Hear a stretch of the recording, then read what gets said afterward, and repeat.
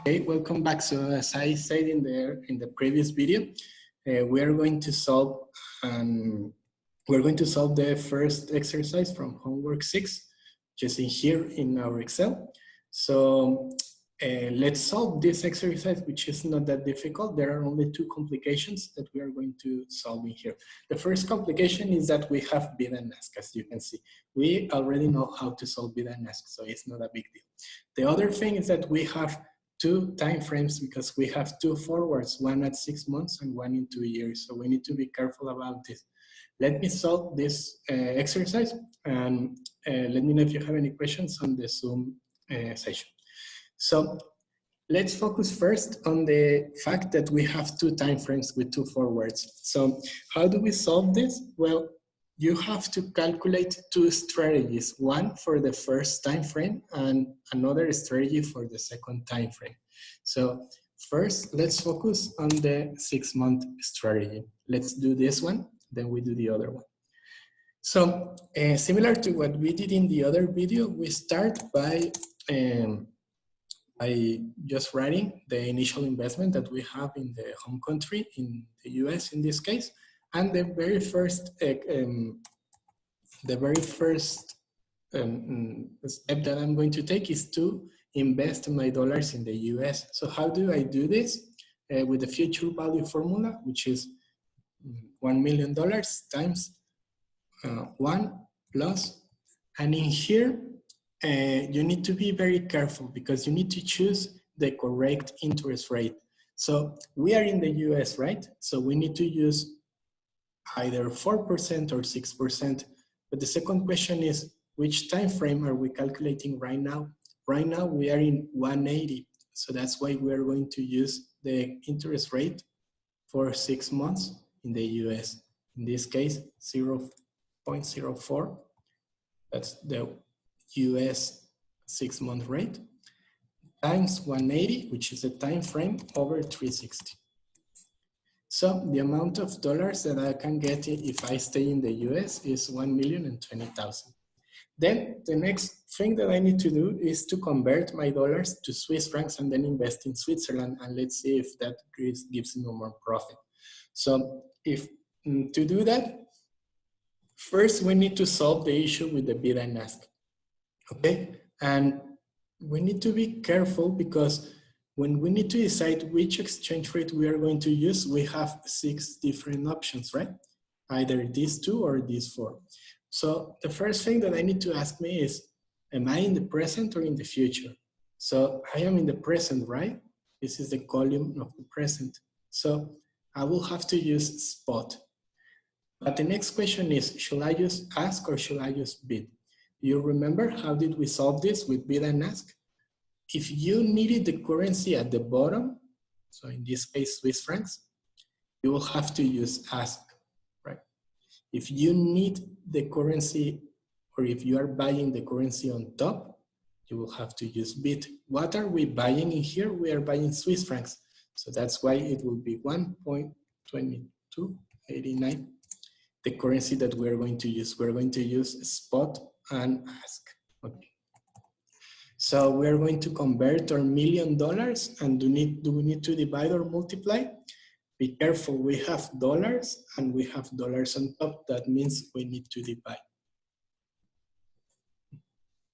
And this is the amount of Swiss francs that I get in the present if I convert my dollars to Swiss francs. The next step is to invest in Switzerland, and then let's see if we will make a profit. I'm jumping one step. We're going to see how many Swiss francs do we have in the future. So how do we do this? Again, with the future value formula, which is the amount of Swiss francs that I have times 1 plus the Swiss interest rate in 6 months, which is this one, 2%. And then I'm going to multiply that times 180 because it's the time frame over 360. So this is the amount of Swiss francs that I get if I do my investing in Switzerland. Then I need to go back to the US. Then I need to ask which exchange rate I'm going to use. So Now I'm in the future, right? It's not the present anymore. So I will have to use one of these four. But since I am doing the 180 strategy, then I'm going to use one of these two, only this or this. And now what do I need? What am I buying? Now I am buying dollars, right? Because I'm going back to the US. So if I need the currency at the top, I will use bid. So it will be 1.3309. So I need to convert this, and now I will multiply because I have Swiss francs and Swiss francs at the bottom. And this is the amount of dollars that I will get if I do the strategy of going through Switzerland. So the profit will be $73,000. That is for 180 days. Let's do the other one for 720 days. Should be pretty straightforward. We have the initial investment of $1 million. That doesn't change. But in here, it will change something. Well, to calculate the future value of my investment in the US, I will use the same formula, future value. But now I need to be careful because I will have to use the American rate, but now in the time frame of 2 years. So now is 6%. And the other thing that changes is that the time frame is 720. So I need to be careful and write that down.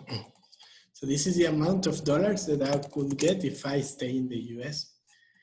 Then again, I need to go to Switzerland and invest my $1 million. So which exchange rate will I use to convert that amount of money? Of course, one of the spots. And again, I need the one at the bottom. I need Swiss francs. I am buying Swiss francs, so I will use ask. So again, it will be 1.2289. And I will have to convert my dollars to Swiss francs by dividing it with the exchange rate. So the next step will be to invest in Switzerland. So again, be very careful because the time frame is different. So we will have to use the Swiss rate, but in 2 years, 720. So it will be 0.04 times 720 over 360. And this is the amount of Swiss francs that you will get if you invest in Switzerland. And then finally, we need to go back to the US. And how do we go back to the US? We go back to the US using the forward rate, but for 720 days. So it will be one of these two. What currency am I buying? What do I need? I need dollars, right? Because I'm going back to the US. So if I need the one on top, that means I will have to use bid. So it will be 1.3451. And I will have to multiply. So I also make a profit of 62,000. So in the end, you should conclude your exercise by selecting the strategy that gives you more profit, which in this case is the 180 days strategy. So this is how you solve a CIA. This is still a cover interest arbitrage strategy.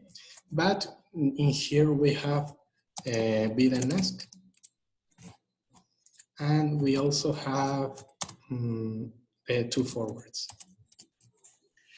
So in here we have two complications. It can get even more complicated if we add one final thing, which is if we also consider that when you invest or when you borrow money, the rates are different. In here, we assume that we have the money, so we don't really care that much.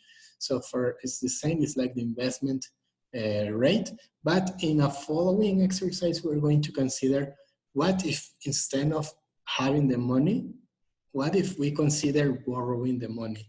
So we are going to use a borrow rate and a lending rate. That will be the third complication to a CIA, but that will be on a later video. So in the next video, I'll show you how to solve the exercise number 2 of the homework.